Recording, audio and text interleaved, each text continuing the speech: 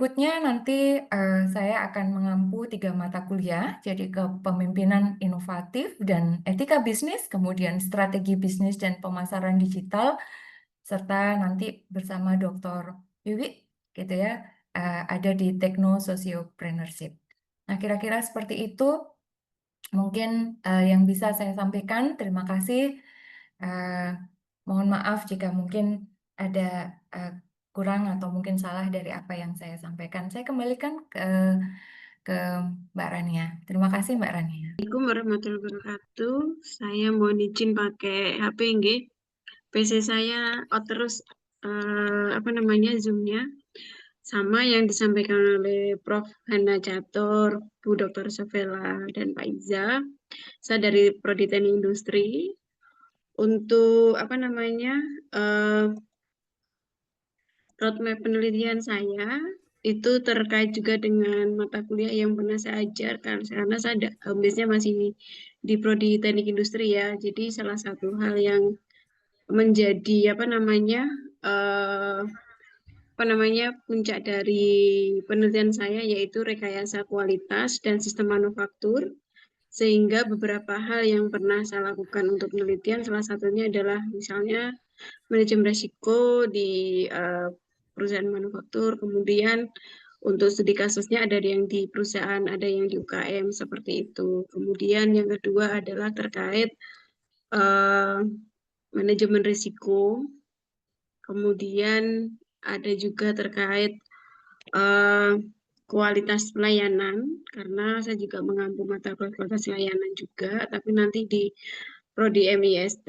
saya dikasih amanah oleh Pak Iza selaku Kaprodi akan mengajar di salah satunya manajemen risiko, kemudian data analisis seperti itu, salah satunya penggunaan statistik dan toolsnya, analisanya seperti apa datanya, misalkan menggunakan SEM, PLS, menggunakan SPSS ataupun Minitab seperti itu. Yang ketiga adalah beberapa metode yang saya integrasikan, misalkan ada integrasi Maya, kemudian FTA, SPC, Six Sigma, seperti itu. Monggo nanti misalkan ada teman-teman mahasiswa mempunyai metode yang up to date di perusahaan atau di tempat kerja panjenengan, bisa kita diskusi. Kalau tadi Prof. Hana kan ke halal, ke Bu Sofela ke supply chain, tapi memang dia juga praktisi juga, jadi sangat tepat ya. Nanti misalkan Mas Mbaknya yang studi lanjut di MIST juga akan didorong oleh beberapa tim pengajar sesuai dengan kebutuhan Mas dan Mbaknya ketika melanjutkan studi di MIST. Jadi apa yang diharapkan itu sesuai dengan apa yang diterima seperti itu, sehingga nanti kedepannya memberikan kepuasan terhadap pelayanan kami, kedepannya juga bisa tertular untuk teman-teman yang lainnya bisa join di MIST. Saya tidak akan menyampaikan terkait yang disampaikan Bu Sofela tadi sangat rigid. Saya nggak pakai PPT ya, saya langsung saja. Bu Sofela sudah menyampaikan terkait inovasi, saya lebih kepada quality improvement. Nah, dari sisi quality improvement itu, kalau dipandang dari aspek kualitas, ada beberapa tools yang digunakan, kemudian juga ada beberapa yang bisa terintegrasikan juga seperti itu. Untuk mata kuliah di S1, salah satu yang saya ambil adalah statistik, itu berkorelasi juga dengan mata kuliah data analisis. Kemudian selain itu, kami juga aktif ke dalam program pengabdian kepada masyarakat yang didanai oleh Dikti internal, juga dari PP Muhammadiyah seperti itu, dan funding yang lainnya. Jadi nanti misalkan Mas Mbaknya mau melakukan penyusunan tesis ataupun kegiatan yang lainnya bisa join dengan kami. Yang terakhir adalah terkait karya tulis. Nah, di sini sudah ada suhunya semuanya. Ada Prof. Hana, ini Scopusnya juga bagus, Bu Dr. Rita, Pak Iza. Jadi jangan berkecil hati. Kita akan selalu siap membimbing kalian supaya artikel ilmiah atau jurnalnya itu dapat dibuat, dapat disusun sudah sesuai dengan standar dari publikasi ilmiah, dan yang kedua adalah Mas Mbaknya mampu mengetahui bagaimana menyusun, kemudian menuangkan dalam tulisan atas riset yang dilakukan. Nanti kita akan siap membimbing. Seperti itu aja ya Pak Iza ya, Mbak Rania. Itu aja. Jadi tetap Ya Bu, semangat, selamat datang di gini, IST. Kita siap mendampingi dan mendampingi kemudian juga membantu seperti itu sesuai dengan kompetensi kita. Terima kasih Pak Iza.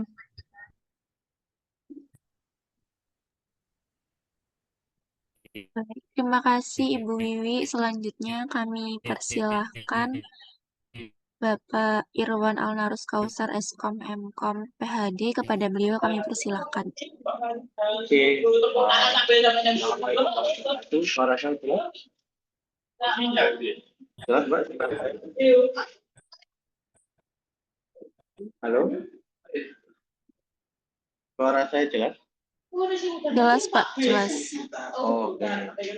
Jadi selamat ya teman-teman. Sudah banyak giling untuk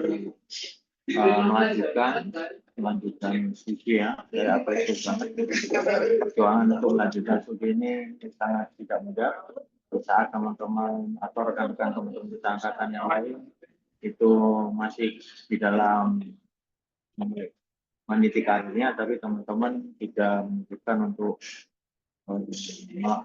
belajar kembali balik ke kampus ya. Nah tentunya di sini saya hanya sedikit memberikan mindset ya, bahwa pertama prodi S2 ini pasca sarjana, jadi apa sih yang membedakan masih dengan sarjana? Kalau dengan sarjana itu belajar untuk di akademik, tetapi kalau di S2 teman-teman diharapkan sudah meyakini bahwa ini adalah riset ya.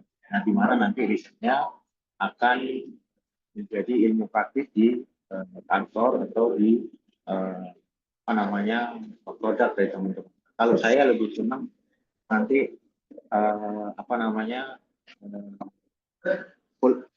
prodi pasca sarjana ini akan menjadi prodi yang mengarahkan ke Unsida. Ya, saya lihat sebagian besar alma maternya katanya itu Unsida, menjadikan Unsida untuk menjadi transformasi kampus yang mungkin saat ini 60, 70, 80% pemasukan dari Unsida adalah dari mahasiswa. Nah, besok nih dengan adanya prodi transformasi prodi magister inovasi dan sistem teknologi akan menjadikan Unsida sumber pendapatannya atau operasional cost-nya itu diperoleh dari produk dan inovasi atau IPTEK. Jadi mengikuti kampus-kampus swasta yang lain seperti Harvard, MIT, ya itu umumnya kampus itu menjadi besar itu karena produk inovasi. Nah, yang kedua, jadi setelah mindset teman-teman kuliah di sini untuk menghasilkan suatu produk ya, bukan hanya untuk mengejar gelar, tapi menghasilkan suatu produk. Nah, produk itu bisa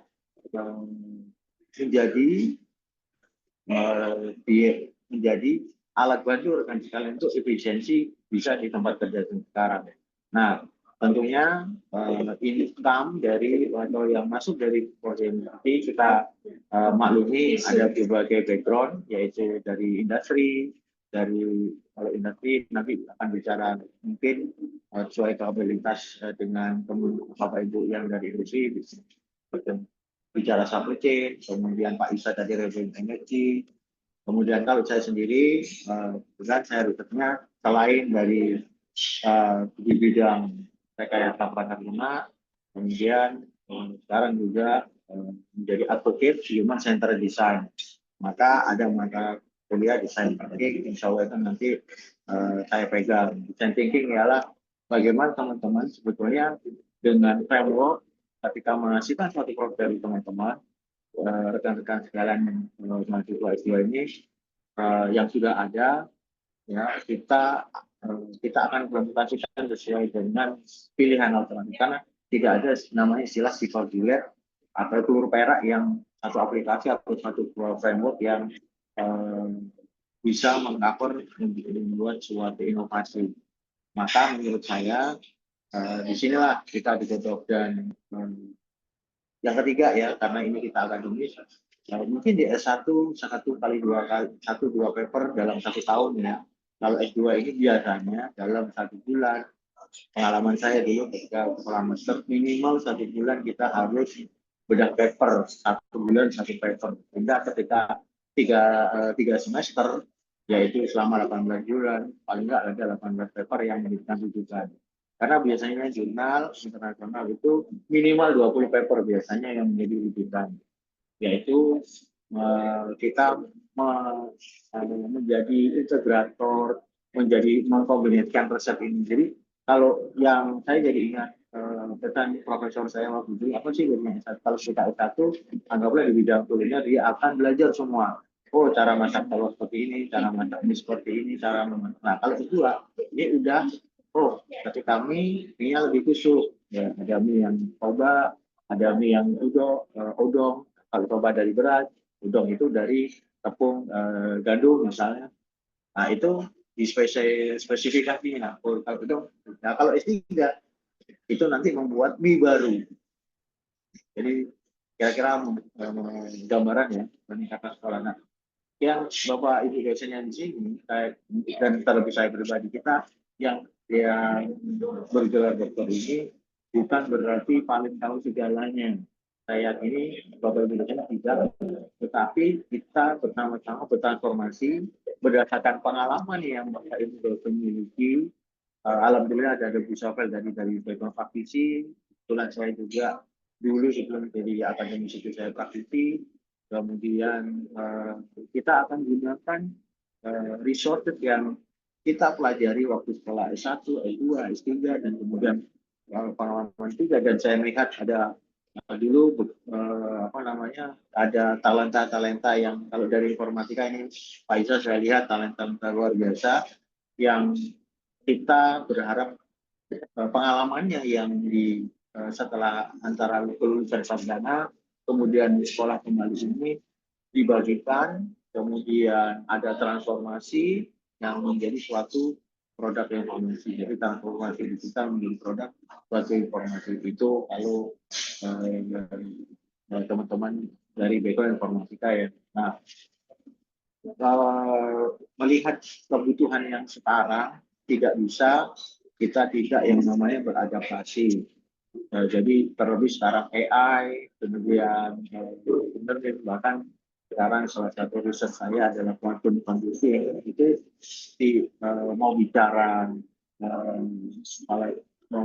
tentang teknologi di bidang sekuritas itu sudah berubah menjadi juga tidak bisa lagi kalau quantum computing bicara antara binary computing 0 dan 1. Nah, di situ mungkin di saat nanti kuliah kita akan sedikit memberikan gambaran teknologi-teknologi yang memang yang worth it untuk bicara roadmap pendidikan 5, 10, bahkan 20 tahun mendatang. Seperti teman-teman tahu bahwa internet itu ditemukan tahun 69 dan web yang kita nikmati sekarang itu ditemukan 20 tahun kemudian. Jadi memang bidang riset itu tidak bisa tepat dalam waktu 1-2 tahun dari penemuan yang luar biasa, tetapi dengan teknologi yang sekarang akselerasi atau percepatan penelitian di bangsa itu sangat memungkinkan. Jadi terakhir pesan saya intinya tetap semangat untuk menantikan kuliah kita kalau di bulan September ya. Nah, yang sekarang waktu mungkin salah satu mahasiswa yang MIST ada 2 sampai 3 mahasiswa itu sudah bertanya-tanya sebelum Pak ini gimana. Saya beri masukan bahwa saran saya setelah di S2 ini dan sekarang persiapan kuliah, teman-teman udah punya yang namanya research plan. Research plan itu diselesaikan atau coba dibicarakan justru sekarang dengan Bapak Ibu dosen dan kenalan. tidak hanya satu, boleh ke semua, ke Bu Rita, ke Bu Topel, Bapak Iza, ke Pak Ibu Wiwi, ke Pak Edi,